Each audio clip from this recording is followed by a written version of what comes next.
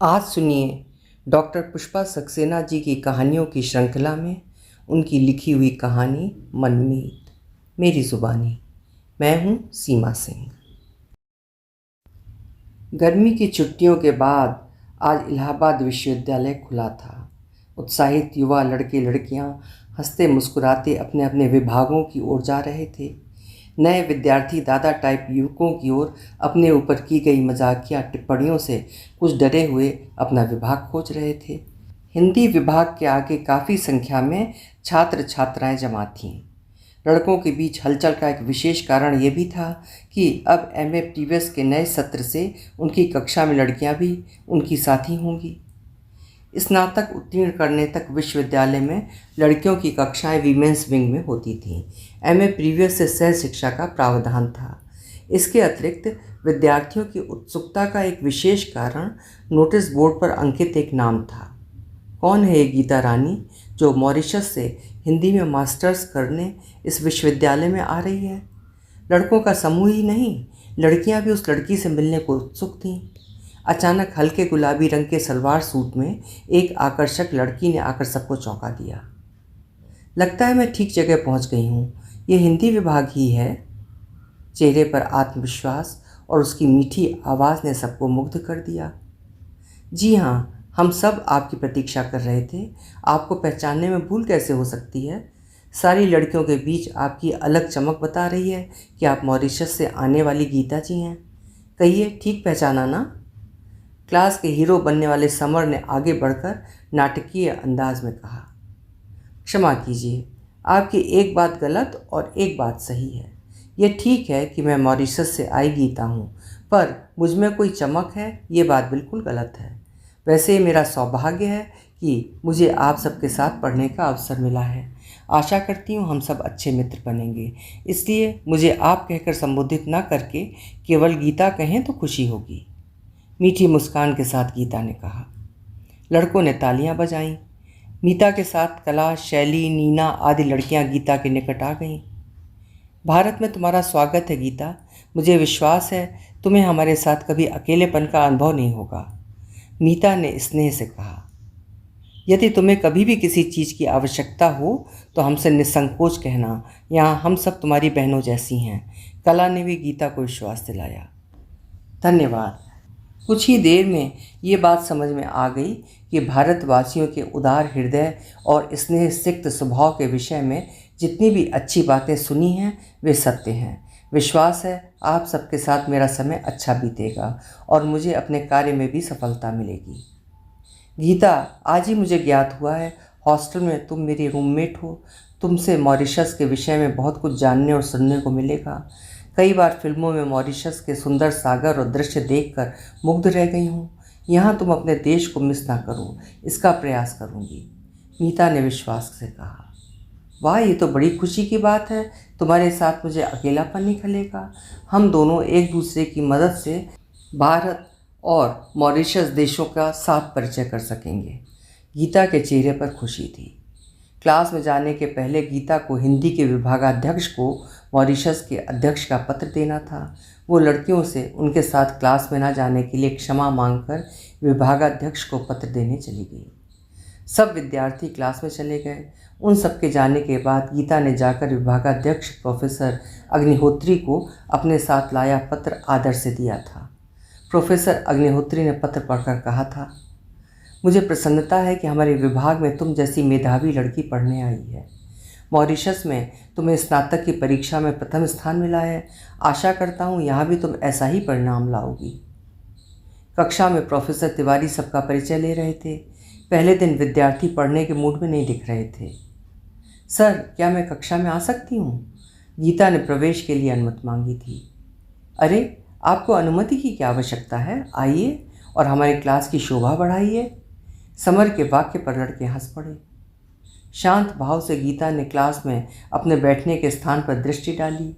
कक्षा की पहली बेंच का दायां कोना शायद गीता के लिए ही खाली छोड़ा गया था। शेष पर लड़कियां बैठी थीं। धन्यवाद कहती गीता खाली स्थान पर बैठ गई।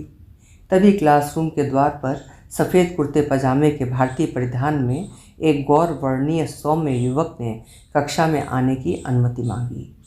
शायद धूप में आने के कारण उसका गौर वर्ण लाल होकर उसके चेहरे की तेजस्विता बढ़ा रहा था।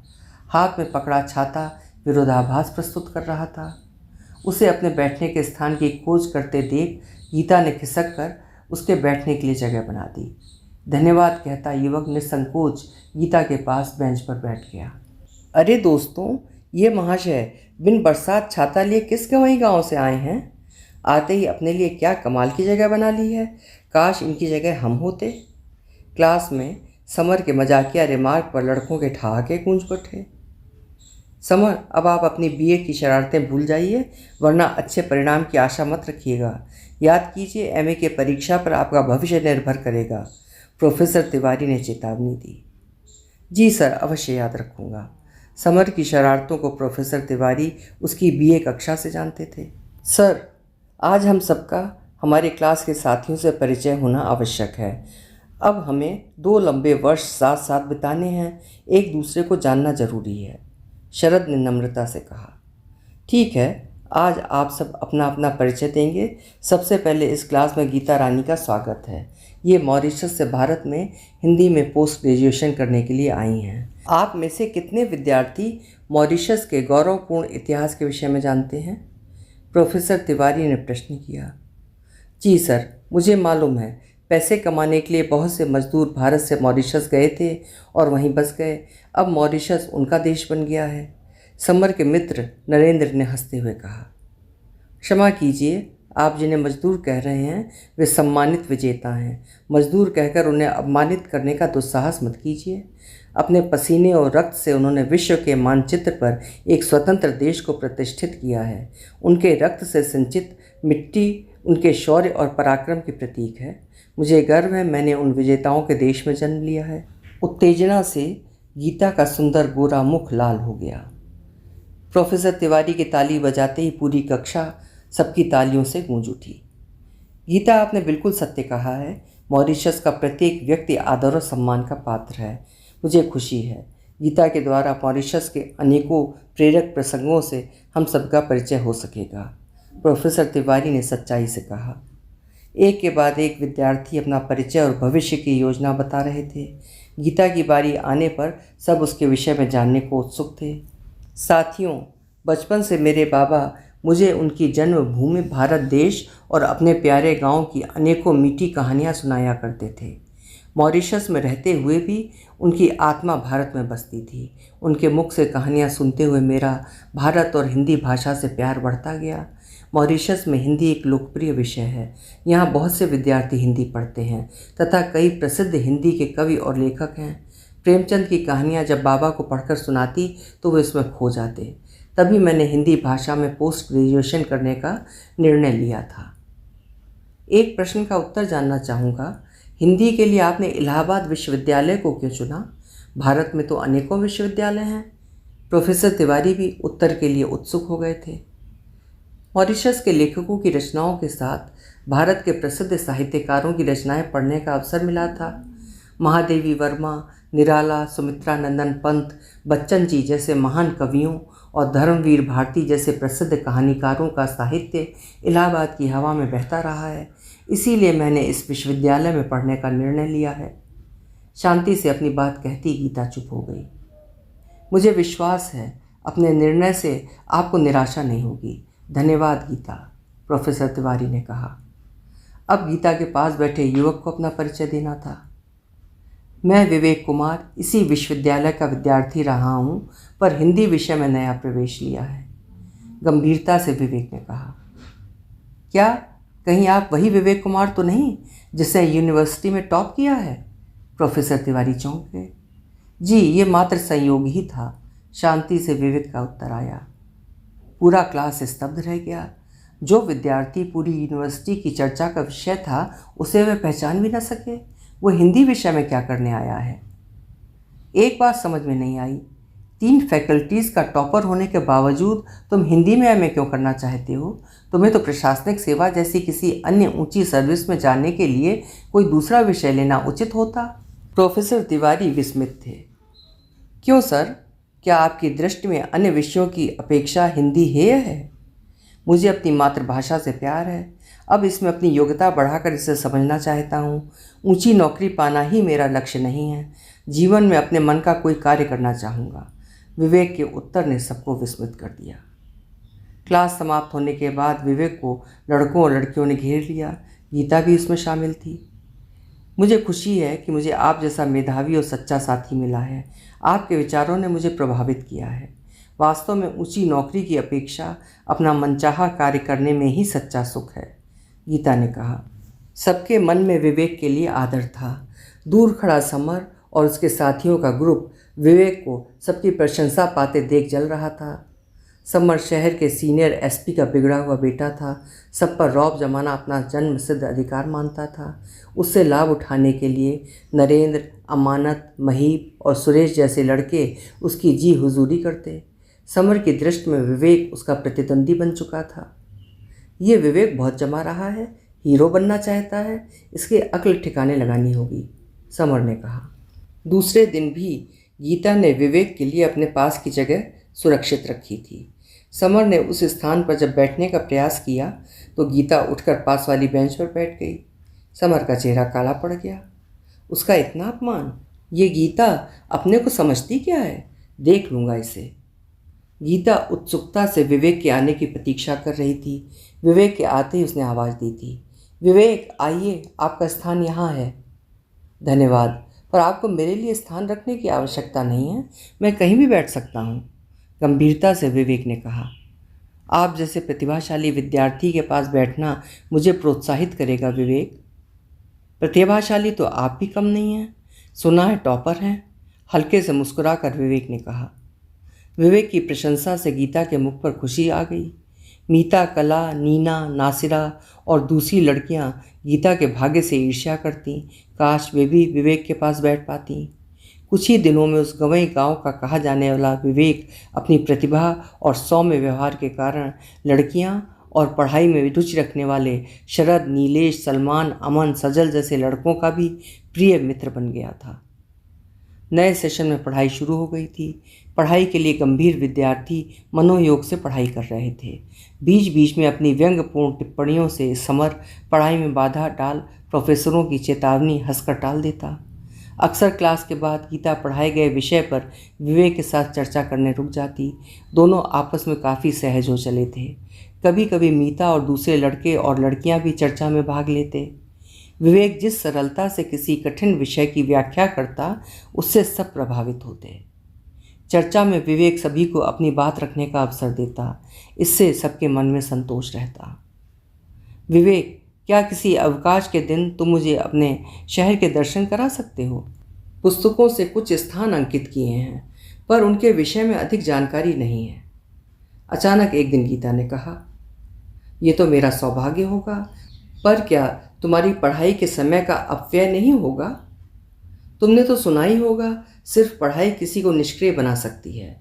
मुझे अपनी क्षमता पर विश्वास है, पूरे विश्वास से गीता ने कहा। यदि ऐसा है तब तुम ही बताओ, सबसे पहले क्या देखना चाहोगी? इलाहाबाद शहर में गंगा, यमुना और सरस्वती तीनों नदियों का संगम है। सबसे पहले संगम और पवित्र गंगा नदी देखनी है। बचपन से इसके महत्व के विषय में सुनती आई हूँ। मॉरिशस के शिव गंगा सरोवर के जल में पवित्र गंगा जल लाकर मिलाया गया था। सरोवर के निकट एक भव्य विशालकाय शिव की प्रतिमा है। पर्वों के समय इस सरोवर के निकट पूजा संपन्न करने के समय मेला जैसा लगता है। ऐसे त्योहारों पर बहुत आनंद आता था। गीता जैसे उन यादों में खो सी गई थी। यदि तुम गंगा का वास्तविक सौंदर्य देखना चाहती हो तब सूर्योदय से पहले चलना होगा। पैदल चल सकोगी? क्यों, क्या गंगा तक जाने के लिए कोई वाहन नहीं मिलेगा? असल में मैं रोज़ प्रातः गंगा स्नान के लिए पैदल ही जाता हूँ, पर अगर तुम्हें पैदल चलने का अभ्यास नहीं है तो किसी वाहन की व्यवस्था हो सकती है। जी नहीं, किसी वाहन की व्यवस्था की आवश्यकता नहीं है। तुम नहीं जानते मैं एक एथलीट हूँ, मीलों दूर भाग सकती हूँ, गर्व से गीता ने कहा। ठीक है, सवेरे 4:30 बजे का अलार्म लगा लेना। मैं हॉस्टल के गेट पर तुम्हारी प्रतीक्षा करूँगा।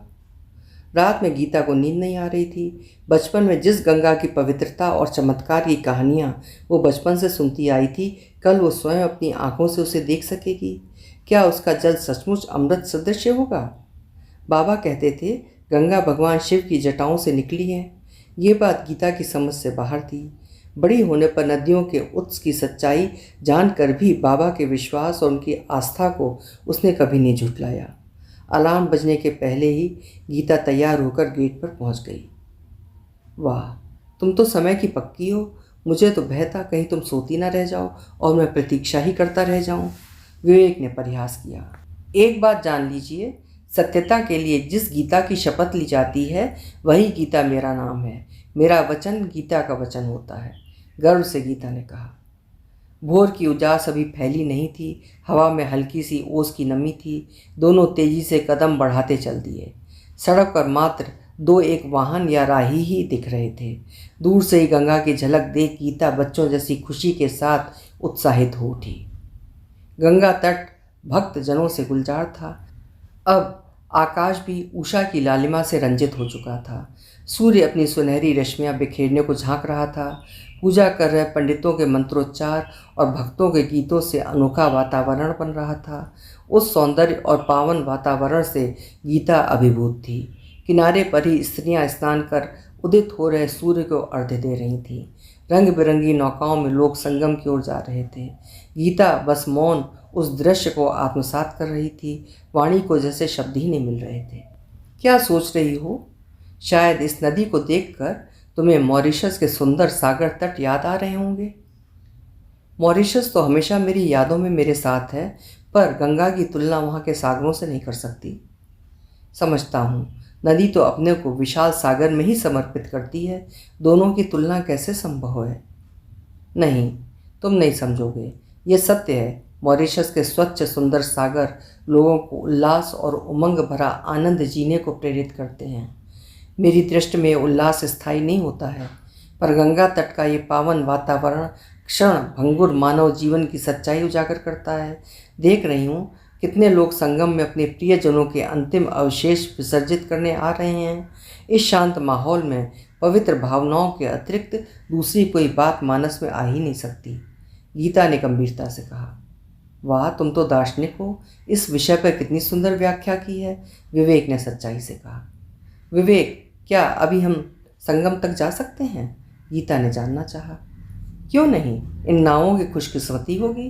अंततः ये मॉरिशस की लड़की की ही तो प्रतीक्षा कर रही हैं। अच्छा, तो तुम मजाक भी कर सकते हो, पर बार बार मॉरिशस की याद क्यों दिलाते हो? अब भारत में हूँ तो मुझे भारत का आनंद लेने दो। गीता खुश दिख रही थी। ठीक है, चलो भारत में नौका विहार के अनुभव का आनंद उठाओ, विवेक ने हंसकर कहा। नाव में बैठी गीता बच्चों की तरह पानी अंजरुई में लेकर उससे खेल रही थी। संगम पहुंचने पर कई नावों में अपने जजमानों के साथ आए पंडित उनके प्रियजनों के अवशेष विसर्जन की पूजा संपन्न करा रहे थे। उस दृश्य ने गीता को उदास कर दिया। बाबा की याद हो आई। वो कहा करते, मरने के पहले एक बार अपना गांव देख पाता, गंगा स्नान करके ज़िंदगी सफल कर लेता। काश आज बाबा होते तो उन्हें अपने अनुभव बता सकती, वो कितने खुश होते। गीता ने अपने मन की बात विवेक से कही। दुखी मत हो, आज तुम्हारे बाबा की आत्मा तुम्हें यहाँ देखकर बहुत प्रसन्न होगी। गीता, विवेक ने सांत्वना दी। वापस लौटते समय सूर्य की किरणें प्रखर हो उठी थीं।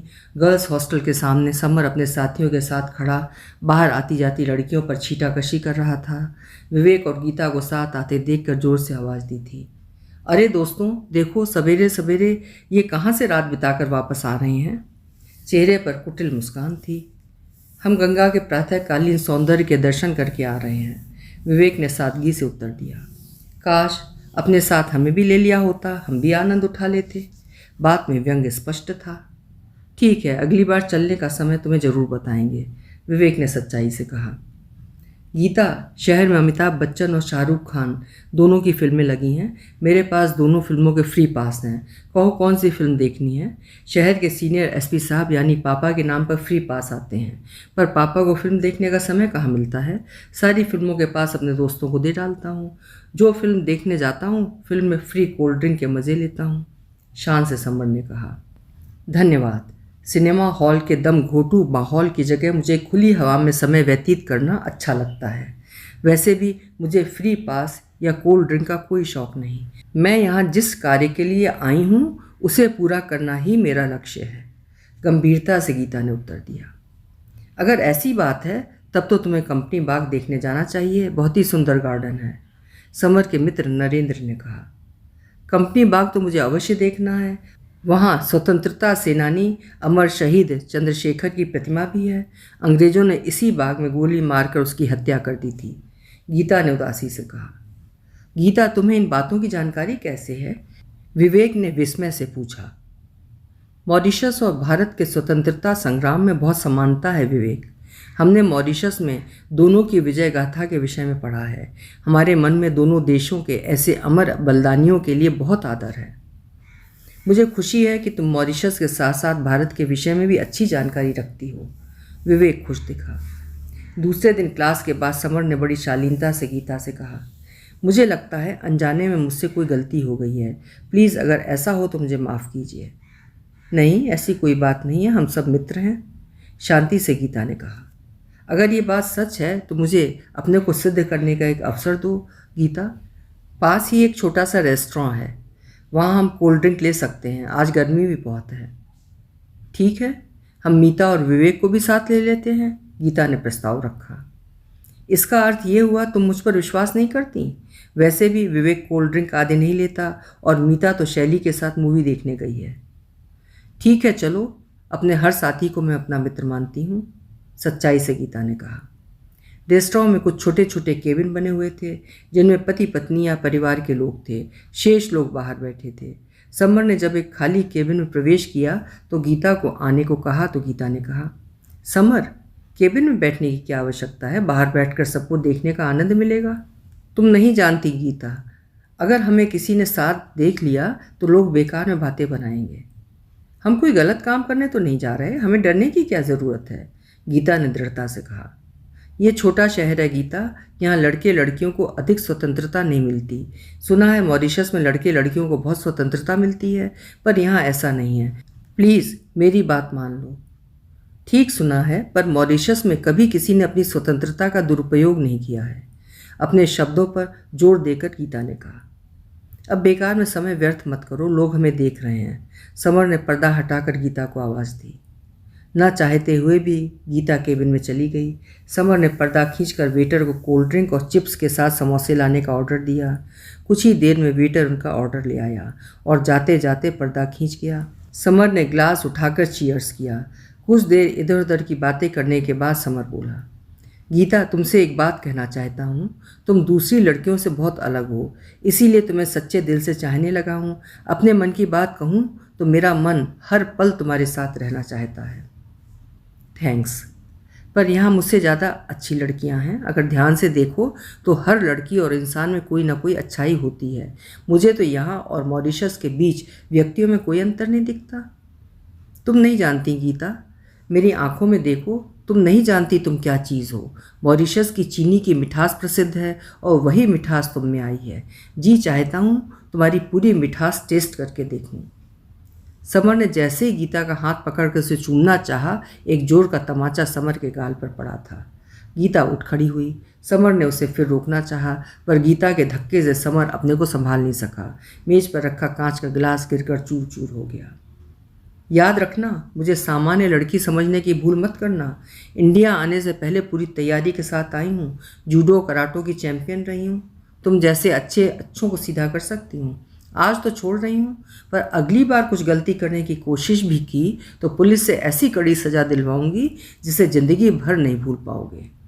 तमतमाए चेहरे के साथ गीता बोली, कोशिश कर देखना, पर तुम जानती नहीं मेरे पापा यहाँ सीनियर एसपी हैं। अपने को क्या समझती हो? तुम जैसी ना जाने कितनी लड़कियां मेरे पीछे पड़ी हैं। बेशर्मी और क्रोध से समर बोला, शायद तुमने नारी शक्ति के विषय में नहीं सुना है। विषम परिस्थिति के समय फूल सी कोमल यही नारी कैसे दुर्गा का रूप धारण कर दुष्टों का संहार कर विजयश्री पाती है। आशा करती हूँ भविष्य में किसी भी लड़की से अनुचित लाभ नहीं उठाओगे। क्रोध से अपनी बात कहती गीता बाहर चली गई। बेहद खराब मूड के साथ गीता हॉस्टल वापस आई थी। मीता अभी तक फिल्म देखकर वापस नहीं आई थी। गीता अनायास ही समर की विवेक के साथ तुलना कर रही थी। विवेक के मन में लड़कियों के प्रति सम्मान होता है, उसके साथ वो अपने को कितना सुरक्षित पाती है। और एक ये समर है और उसके मित्र हैं जो लड़कियों को खेलने की वस्तु समझते हैं, उनके प्रति कुत्सित दृष्टि रखते हैं। फिल्म देखने के बाद हॉस्टल वापस आते हुए मीता ने चहक कर गीता से कहा, बहुत अच्छी फिल्म थी, काश तुम भी हमारे साथ चलती। अमिताभ बच्चन का अभिनय बहुत कमाल का था। वैसे तुमने यहाँ क्या किया? कल तो छुट्टी है, जरूर पढ़ रही होगी। आखिर टॉप शो करना है। नहीं, आज मेरा मूड बहुत ख़राब है, कुछ काम नहीं किया, शांत स्वर में गीता ने कहा। क्यों, क्या हुआ? तुम परेशान दिख रही हो, मीता ने चिंता से पूछा। गीता से पूरी घटना सुन मीता विस्मित रह गई। कभी सोचा भी नहीं कि समर ऐसा भी कर सकता है। क्लास में उसकी और उसके मित्रों की बातों को हम हमेशा उनकी शरारतें ही समझते थे, पर अब सावधान रहना होगा। हमारे क्लास की शैली को फिल्मों और बाहर रेस्टोरेंट में मुफ्त खाने का बहुत शौक़ है, इसीलिए शैली की समर से अच्छी मित्रता है। उसे समझाना होगा। वो अक्सर समर और उसके मित्रों के साथ रेस्टोरेंट और फिल्म देखने जाती है। मीता गंभीर थी। गीता और मीता के समझाने पर भी शैली को उनकी बातों पर विश्वास नहीं हुआ। समर के साथ फिल्म देखना, रेस्टोरेंट में बढ़िया भोजन करना उसे प्रिय था। वो समर को अपना सच्चा मित्र मानती थी। गीता से समर के व्यवहार के विषय में सुनकर विवेक गंभीर हो गया। गीता, तुम्हें सावधान रहना होगा। समर तुम्हारे तमाचे का बदला अवश्य लेगा। रात में अकेली बाहर निकलना ठीक नहीं होगा। तुम परेशान मत हो, अपनी रक्षा स्वयं करने में मैं समर्थ हूँ, गीता ने विश्वास से कहा। गीता के मना करने के बावजूद विवेक अपने को समर को समझाने से रोक नहीं सका। दूसरे दिन समर शान से क्लास में अपने चमचे मित्रों के साथ आया था। गीता के तमाचे को जैसे वो भूल चुका था। क्लास के बाहर विवेक ने समर के पास जाकर शांति से कहा था, समर, हम सब मित्र हैं, इसलिए तुमसे कहता हूँ, गीता हमारी मेहमान है, हमें उसका सम्मान करना चाहिए, जिससे जब वो मॉरिशस वापस जाए तो हमारे देश और देशवासियों के प्रति सम्मान और स्नेह की भावना के साथ जाए। आशा करता हूँ तुम मेरी बात समझोगे, स्नेह से विवेक ने कहा। क्या बक रहे हो? हमारा समर कोई गलत काम नहीं करता, वो हमारा हीरो है, महीप ने समर का पक्ष लिया। समर के मित्र विवेक के साहस पर स्तब्ध थे। समर के सामने कोई मुंह भी नहीं खोल सकता था। दोस्तों, अब ये महाशय में लेक्चर देने आए हैं, मुझे समझाने की ज़रूरत नहीं है, अपना मुंह बंद रखो वरना पछताओगे। वैसे लगता है गीता के साथ तुम्हारा कोई खास रिश्ता है, समर ने व्यंग किया। हाँ, वही मित्रता का रिश्ता है जो उसका तुम्हारे साथ भी है, गंभीरता के साथ विवेक बोला। बस बस बस, अब अपनी बकवास बंद करो और जाओ यहाँ से। अगर मेरा मूड खराब हो गया तो तुम्हारा वो हाल करूँगा कि अपना नाम भी भूल जाओगे। समर के चलते उसके साथी भी उसके साथ चले गए। दिन पूर्ववत बीत रहे थे। 26 जनवरी आ पहुंची थी। उस दिन यूनिवर्सिटी में विशेष समारोह आयोजित किया गया था। ध्वजारोहण के बाद सांस्कृतिक कार्यक्रम के आयोजन में विवेक की कविता पाठ में भारत के शहीदों के बलिदान के प्रति सच्ची श्रद्धा और आस्था थी। गीता द्वारा मॉरिशस के प्रसिद्ध लेखक अभिमन्यु अनंत की पंक्तियाँ सुनाई गईं। पंक्तियों में स्वतंत्रता के लिए सहे गए कष्ट साकार थे। लोग उस असहनीय पीड़ा से स्तब्ध थे। नंगे पीठों पर सहकर बांसों की बौछार बहाकर लाल पसीना, वो पहला गिरमिटिया इस माटी का बेटा मेरा भी अपना था, तेरा भी अपना था। कुछ देर मौन के बाद लोगों ने तालियां बजाई थीं, कुछ एक ने अपने आंसू पोंछे थे। कार्यक्रम के बाद विवेक ने गीता को बधाई देकर कहा था, मेरे मन में अभिमन्यु जी और मॉरिशस के उन सभी लेखकों के प्रति बहुत सम्मान है जिनकी कलम में तलवार से भी अधिक धार थी। उनकी कलम ने जो चेतना जागृत की उसका सम्मान करता हूँ। मैं भी भारत के शहीद भगत सिंह, उनके साथियों और चंद्रशेखर आज़ाद जैसे दूसरे सभी शहीदों का बहुत आदर करती हूँ जिन्होंने युवावस्था में ही अपना जीवन देश के लिए बलिदान कर दिया। अब परीक्षा के लिए विद्यार्थी सीरियस हो रहे थे। बीच बीच में विभागीय संगोष्ठियों और चर्चाएं नियमित रूप से चलती रहतीं। सेमिनार में विवेक और गीता के लेख और वार्ताएं प्रशंसित होतीं। समय बीत रहा था। अचानक पिछले 2 दिनों से शैली हॉस्टल से नदारद थी। 2 दिनों तक जब तक वो वापस नहीं लौटी तो हॉस्टल की सुपरिंटेंडेंट को सूचित किया गया। उसके लोकल गार्जियन और उसके मित्रों से फ़ोन पर भी कोई खबर नहीं मिलने पर पुलिस को सूचित किया गया। अचानक शैली की रूममेट कला को याद आया, शैली सरस्वती पूजा की छुट्टी में किसी के साथ कहीं पिकनिक के लिए जाने की बात कर रही थी। इस सूचना पर पुलिस द्वारा सभी आसपास के पिकनिक स्थानों की खोज शुरू की गई, पर शैली का कहीं पता नहीं था। मीता और गीता को समर पर शक था, पर वो तो शहर में मौजूद था। कहाँ गई शैली? सब परेशान थे। 2 दिनों की खोज के बाद शैली एक फार्म हाउस में बंधक पाई गई थी। पुलिस की कड़ी पूछताछ के बाद शैली ने बड़ी मुश्किल से रोते हुए रहस्य खोला था। समर और उसके साथियों द्वारा शैली को पिकनिक पर ले जाने के बहाने इस फार्म हाउस में बंदी बनाकर रखा गया था और उसके साथ दुष्कर्म किया गया था। मुंह खोलने पर उसे जान से मारे जाने की धमकी दी गई थी। शैली रो रही थी। काश उसने मीता और गीता की बातों पर विश्वास किया होता और समर की झूठी मित्रता पर भरोसा न किया होता। शैली ने प्यार से उसको समझाया, रोने से समस्या का हल नहीं मिलेगा।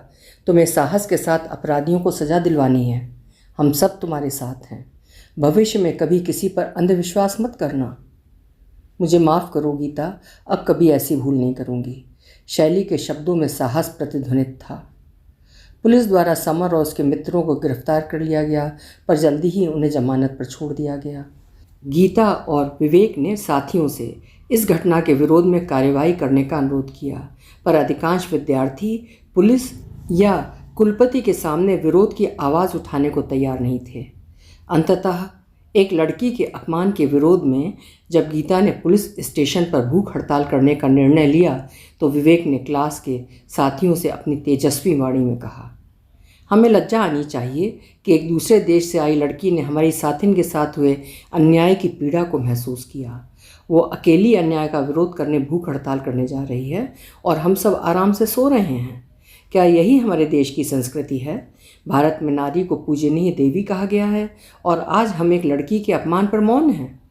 अगर आप सब साथ दें तो हम क्या नहीं कर सकते। अगर आप में साहस नहीं है तो मैं अकेला बहन शैली के सम्मान के लिए भूख हड़ताल करूँगा। विवेक के तेजस्वी मुख और आत्मविश्वासपूर्ण शब्दों ने विद्यार्थियों में चेतना जागृत कर दी। क्लास छोड़कर सारे विद्यार्थी जुलूस में विवेक के साथ चल पड़े। घटना की खबर ने मीडिया और यूनिवर्सिटी के सभी छात्र छात्राओं को भी उत्तेजित कर दिया। नहीं, अब अन्याय नहीं सहा जाएगा। स्थिति की गंभीरता देखकर समर और उसके साथियों को यूनिवर्सिटी से निष्कासित कर दिया गया। समर को मित्रों सहित जेल में डाल दिया गया। भय था कहीं उत्तेजित विद्यार्थी उसकी जान न ले लें। समर को मित्रों सहित मुकदमे की तुरंत कार्रवाई की मांग की गई थी। वकीलों से अनुरोध किया गया था अपराधियों को बचाने की कोशिश ना करें, वरन न्याय का साथ दें। वैसे भी शैली के बयान की अवज्ञा नहीं की जा सकती थी। गीता और विवेक अब सचमुच सबके सम्मान के पात्र बन गए थे।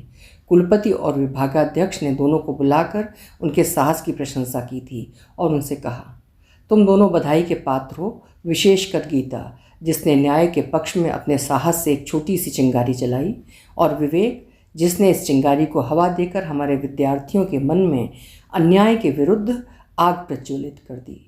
अब तुम दोनों अपनी पढ़ाई पर ध्यान दो और न्याय और कानून पर विश्वास रखो। हम सब तुम्हारे साथ हैं। हमें तुम दोनों से बहुत आशाएं हैं। समय पंख लगाकर उठ चला। समर के विरुद्ध मुकदमा चल रहा था। सब जानते थे मुकदमों के फैसले इतनी जल्दी नहीं होते, पर समर की जमानत नहीं हो पाई। इससे सबको संतोष था कि न्याय होगा। परीक्षा का समय आ रहा था। सब मन लगाकर पढ़ाई कर रहे थे। विवेक और गीता का एक दूसरे का साथ उन्हें पूर्ण कर देता। समय अविराम गति से चल रहा था। विवेक, मैं चाहती हूँ परीक्षा के बाद तुम मेरे साथ मॉरिशस चलो। मम्मी पापा तुमसे मिलकर बहुत प्रसन्न होंगे। तुम्हारे विषय में मैं उन्हें बताती रहती हूँ। उत्साह से गीता ने अनुरोध किया। अवश्य चलूँगा। मैं भी उस सुंदर और महान देश को देखना चाहता हूँ जहाँ तुमने जन्म लिया है। मॉरिशस के उन महान लेखकों से मिलना चाहूँगा जिनकी कलम की शक्ति मॉरिशस की स्वतंत्रता की जननी बनी। पर पहले हमें अपनी पढ़ाई सफलतापूर्वक समाप्त करनी है। हमें यहाँ सबकी आशाएं पूर्ण करनी हैं। तुम ठीक कह रहे हो विवेक, अभी हमें यही लक्ष्य पूरा करना है, गीता ने शांति से कहा। परीक्षा समाप्त हो गई थी। गीता को मॉरिशस लौटना था। विवेक से दूर जाना अच्छा नहीं लग रहा था। विवेक भी अपनी मनमीत गीता के मन की बात समझ रहा था। दोनों की मित्रता में एक दूसरे के प्रति कंसर्न और स्नेह की सच्चाई थी। दोनों उदास थे। अचानक विवेक ने अपने मन की बात कही, गीता, अपनी उदासी दूर करने के लिए हम कंपनी बाग की ठंडी हवा का आनंद लेने क्यों ना चलें? तुमने तो मेरे मन की बात कह दी। मॉरिशस जाकर यहाँ की यादों में ये सुंदर बाग और यहाँ बिताए सुखद पल मेरे साथ रहेंगे। गीता के उदास मुख पर खुशी झलक उठी। बाग की हरितिमा और ठंडी हवा ने दोनों को मुग्ध कर दिया। दोनों हंसते हुए पुरानी यादें दोहरा रहे थे। अचानक गीता को याद आया, उसे कल वापस मॉरिशस जाना है, उदास स्वर में गीता कह उठी। विवेक, कल तुम्हारी और भारत की मीठी यादों के साथ मॉरिशस जा रही हूँ। भारत वापस आने तक के लिए विदा लेनी होगी, पर जाने के पहले क्या तुमसे एक सवाल पूछ सकती हूँ? गीता ने कहा। ये तो तुम्हारा अधिकार है गीता, विवेक ने जवाब दिया। मन में उत्सुकता है। तुम्हारा लक्ष्य क्या है जिसके कारण तुमने हिंदी विषय में प्रवेश लिया है? संक्षेप में, मेरे पिताजी हिंदी और संस्कृत के विद्वान थे। उन्हें हिंदी से बहुत प्यार था। विश्वविद्यालय में हिंदी के अध्यक्ष होने के कारण उनकी योजना थी एक ऐसी इंस्टीट्यूट बनाई जाए जहां हिंदी के श्रेष्ठ साहित्य का अंग्रेजी और अन्य क्षेत्रीय भाषाओं में अनुवाद किया जाए, और इसी तरह अंग्रेजी और अन्य भाषाओं के श्रेष्ठ साहित्य का हिंदी में अनुवाद किया जाए। ये तो एक बहुत महान कार्य होता, पर क्या इस कार्य में कोई बाधा आ गई? गीता उत्सुक थी। पिताजी ने कार्य शुरू किया था। विदेशों से उनके प्रिय विद्यार्थियों ने आर्थिक सहायता भेजी थी। सरकार से भी सहायता का आश्वासन दिया गया था, पर पिताजी के आकस्मिक निधन के कारण अभी योजना अपूर्ण है। इस योजना को पूर्ण करके पिताजी का सपना पूरा करना मेरा लक्ष्य है। पिताजी के साथ मैंने हिंदी का अध्ययन किया है, पर इसमें योग्यता पाने के लिए मैंने इस विषय में मास्टर्स करने का निर्णय लिया है। गंभीरता से विवेक ने अपनी बात कही। विवेक, तुम्हारी इस महान लक्ष्य पूर्ति में मैं भी तुम्हारा आजीवन साथ देना चाहती हूँ। क्या मुझे तुम्हारा साथ मिलेगा? गीता की उत्सुक दृष्टि विवेक के मुंह पर निबद्ध थी। ये तो मेरा सौभाग्य होगा गीता, पर इस विषय में तुम अच्छी तरह से सोच कर निर्णय लेना। तुम्हारे साथ का निर्णय पहले ही ले चुकी हूँ, अब कार्य हमें और अधिक निकट ला सकेगा विवेक। मुझे भी विश्वास है, हमारी मित्रता अटूट है। हम एक दूसरे के मन की बात समझते हैं, पर जब तक हम अपने लक्ष्य को शुरू नहीं कर लेते, भविष्य की प्रतीक्षा करनी होगी। मुझे विश्वास है तुम मेरी बात समझोगी, गंभीरता से विवेक ने कहा। मुझे तुम्हारा निर्णय मान्य है विवेक। सोच नहीं सकी थी कि भारतीय विवेक मेरे मन पर इस तरह से विजय पा लेगा। दो अलग देशों के वासी इतने अभिन्न हो जाएंगे। मॉरिशस में मैं तुम्हें मिस करूंगी विवेक, नम स्वर में गीता बोली। भौगोलिक दृश्य से भले ही हम दूर रहें, पर मन से हमेशा साथ रहेंगे, विश्वास रखो। समय पंख लगाकर उड़ जाएगा, विवेक ने स्नेह से कहा। अब जाने की आज्ञा दो मीत मेरे। तुमने ठीक कहा, हमारी मित्रता अटूट है और सदैव स्थायी रहेगी। तुम्हारे शब्द मेरी शक्ति और संबल हैं विवेक। चिड़ियों की चहचहाहट से वातावरण गुंजरित हो रहा था। हवा के झूले पर झूमते वृक्ष मानो दोनों का अभिनंदन कर रहे थे। सूर्य का सुनहरा प्रकाश दिन को ज्योतिर्मय बना गया था। एक दूसरे पर स्नेह भरी दृष्टि डाल दोनों फिर मिलने को दृढ़ प्रतिज्ञ अपने अपने गंतव्य की ओर चल दिए थे। अभी आप सुन रहे थे डॉक्टर पुष्पा सक्सेना जी की लिखी हुई कहानी मनमीत। उम्मीद है कहानी आपको पसंद आई होगी। कल फिर मिलेंगे। आपका समय शुभ हो।